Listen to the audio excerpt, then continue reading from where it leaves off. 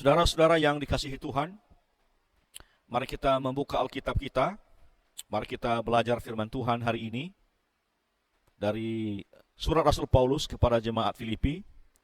Filipi pasal 2 ayat 1 sampai 11. Filipi pasal 2 ayat 1 sampai 11. Namun sebelum mari kita berdoa. Bapa di surga, kami menaikkan puji dan syukur kepadamu saat ini, karena Tuhan kembali memberikan kesempatan buat kami mendengarkan firman-Mu. Ya Tuhan, kami tahu siapa kami. Kami adalah manusia biasa, bahkan manusia berdosa. Kami juga menyadari ketidakmampuan kami dan keterbatasan akal budi kami untuk memahami firman-Mu. Karena itu kami memohon pertolongan-Mu. Kami mohon pencerahan dari Roh Kudus, agar kami boleh memahami firman-Mu ini Bapa, dan kami akhirnya tidak hanya sekedar menjadi pendengar-pendengar yang setia, tetapi kami boleh menjadi pelaku-pelaku firman-Mu yang setia di dalam kehidupan keseharian kami, dalam karya-karya nyata kami di tengah-tengah dunia sebagai umat-Mu, sebagai gereja-Mu, dan sebagai orang-orang yang telah Engkau utus ke tengah-tengah dunia untuk menjadi garam dan terang. Karena itu berfirmanlah kepada kami Bapa, kami siap untuk mendengarkan firman-Mu di dalam nama Tuhan kami, Yesus Kristus. Amin. Saudara-saudara yang dikasihi Tuhan, mari kita membaca Filipi pasal 2 ayat 1 sampai 11. Firman Tuhan hari ini saya beri tema Saio Sakato. Sekali lagi, firman Tuhan hari ini saya beri tema Saio Sakato. Firman Tuhan berbunyi demikian. Jadi karena dalam Kristus ada nasihat, ada penghiburan kasih, ada persekutuan roh, ada kasih mesra dan belas kasihan. Karena itu sempurnakanlah sukacitaku dengan ini. Hendaklah kamu sehati sepikir dalam satu kasih, satu jiwa, satu tujuan. Dengan tidak mencari kepentingan sendiri atau puji-pujian yang sia-sia. Sebaliknya hendaklah dengan rendah hati yang seorang menganggap yang lain lebih utama daripada dirinya sendiri. Dan janganlah tiap-tiap orang hanya memperhatikan kepentingannya sendiri, tetapi kepentingan orang lain juga. Hendaklah kamu dalam hidupmu bersama menaruh pikiran dan perasaan yang terdapat juga dalam Kristus Yesus, yang walaupun dalam rupa Allah, tidak menganggap kesetaraan dengan Allah itu sebagai milik yang harus dipertahankan, melainkan telah mengosongkan dirinya sendiri, dan mengambil rupa seorang hamba, dan menjadi sama dengan manusia. Dan dalam keadaan sebagai manusia, ia telah merendahkan dirinya, dan tak sampai mati, bahkan sampai mati di kayu salib. Itulah sebabnya Allah sangat meninggikan dia, dan mengaruniakan kepadanya nama di atas segala nama, supaya dalam nama Yesus bertekuk lutut segala yang ada di langit, dan yang ada di atas bumi, dan yang ada di bawah bumi.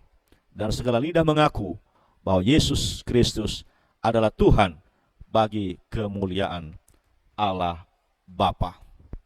Saudara-saudara yang dikasihi Tuhan, mungkin ada yang bertanya, apa itu Saio Sakato, dan bahasa apa itu? Karena biasanya dalam berteologi ada 3 bahasa yang sering dipakai. Kalau bukan bahasa Yunani, bahasa Latin, atau bahasa Inggris. Lalu kata Saio Sakato ini bahasa apa dan apa artinya? Saya paham sekali saudara-saudara jika muncul pertanyaan seperti ini. Karena saya tahu bahwa istilah Saio Sakato ini belum populer. Tetapi saya mau beritahu bahwa istilah ini bukan bahasa Yunani, juga bukan bahasa Latin, dan bukan pula bahasa Inggris. Juga bukan bahasa roh atau bahasa malaikat.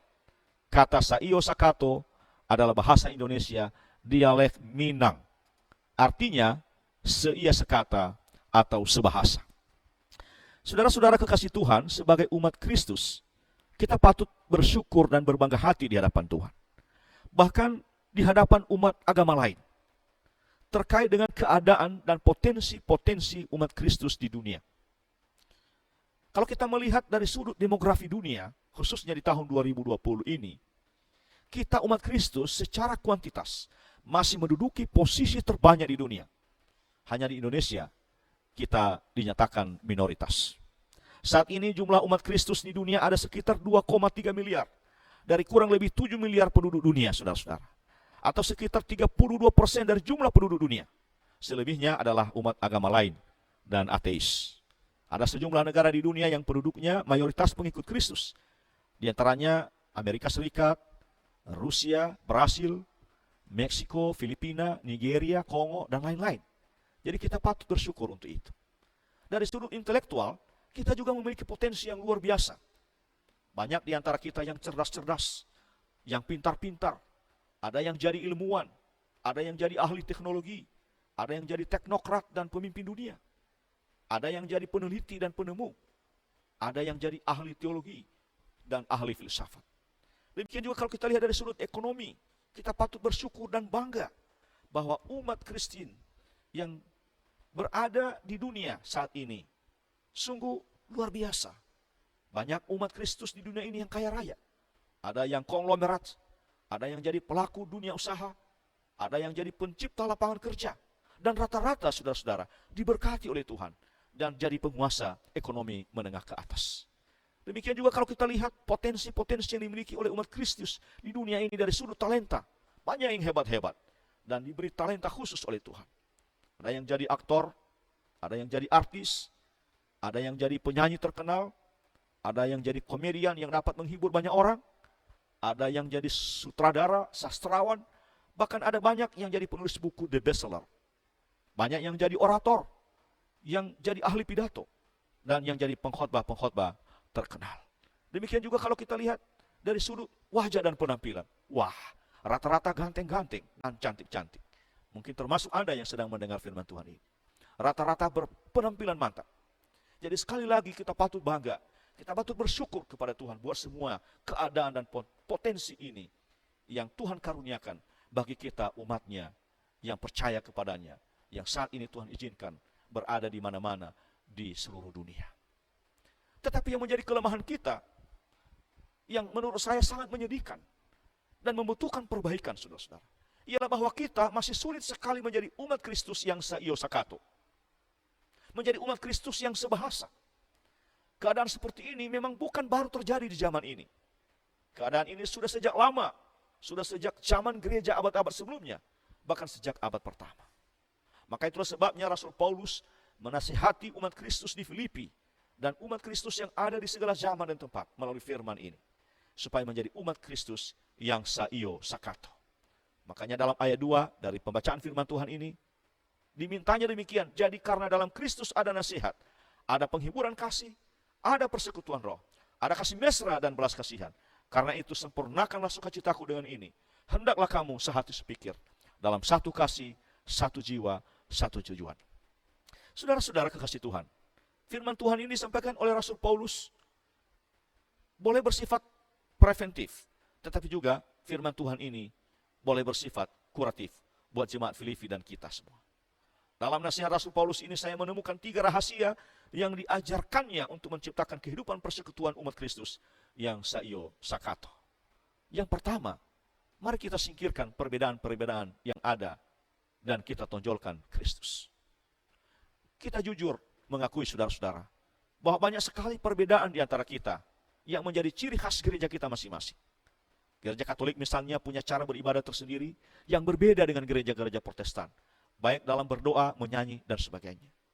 Demikian juga gereja-gereja Pentakosta dan Karismatik misalnya. Meskipun kedua aliran gereja ini merupakan bagian dari gereja Protestan, juga punya cara beribadah tersendiri, baik dalam berdoa maupun dalam memuji Tuhan dan sebagainya.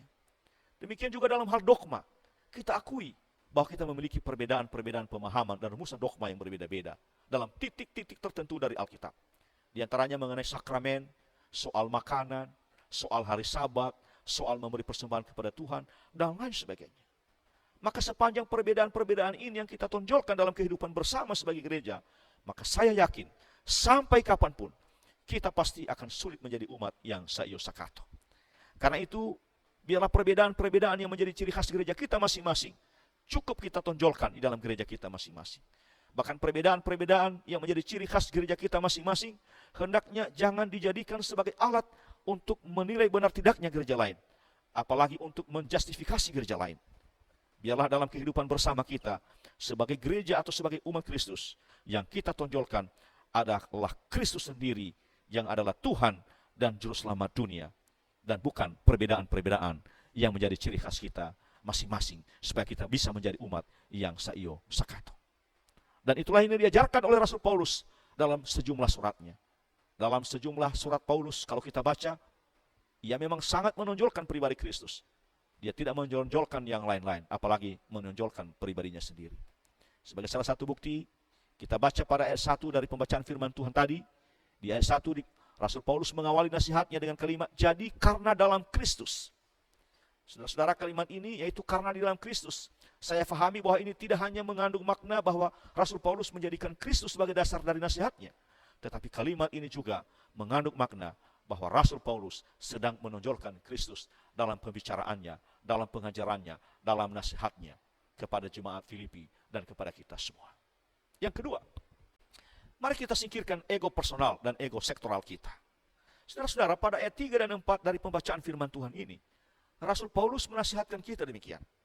Dengan tidak mencari kepentingan sendiri atau puji-pujian yang sia-sia. Sebaliknya, hendaklah dengan rendah hati yang seorang menganggap yang lain lebih utama daripada dirinya sendiri. Dan janganlah tiap-tiap orang hanya memperhatikan kepentingannya sendiri, tetapi kepentingan orang lain juga. Saudara-saudara, di ayat ini, Rasul Paulus tidak bermaksud melarang kita untuk memperhatikan diri sendiri. Atau keluarga sendiri, atau gereja sendiri, bukan. Tetapi Rasul Paulus hendak mengajar kita agar kita jangan hanya memperhatikan kepentingan diri sendiri. Tetapi kita harus memperhatikan kepentingan orang lain juga. Artinya silakan perhatikan kepentingan diri sendiri, silakan perhatikan kepentingan keluarga sendiri, silakan perhatikan kepentingan gereja sendiri. Tetapi jangan hanya itu. Kita juga harus peduli memperhatikan orang lain, kepentingan keluarga lain, dan kepentingan gereja lain. Dan keyakinan saya, saudara-saudara, ini hanya bisa dimungkinkan kalau kita rela menyingkirkan ego kita, keakuan kita, atau apa yang saya sebut di sini sebagai ego personal dan ego sektoral kita. Sebab sepanjang hal ini yang kita tonjolkan dalam kehidupan bersama, baik dalam kehidupan rumah tangga, apalagi dalam kehidupan bersama sebagai gereja, maka akan sulit bagi kita untuk menjadi gereja yang saio sakato. Mengapa banyak suami istri dan yang bersaudara suka bertengkar dan tidak harmonis? Karena masing-masing menonjolkan ego personalnya, menonjolkan kepentingannya. Mengapa gereja-gereja sulit hidup bersama, sulit bersatu hati, tidak bisa saio sakato?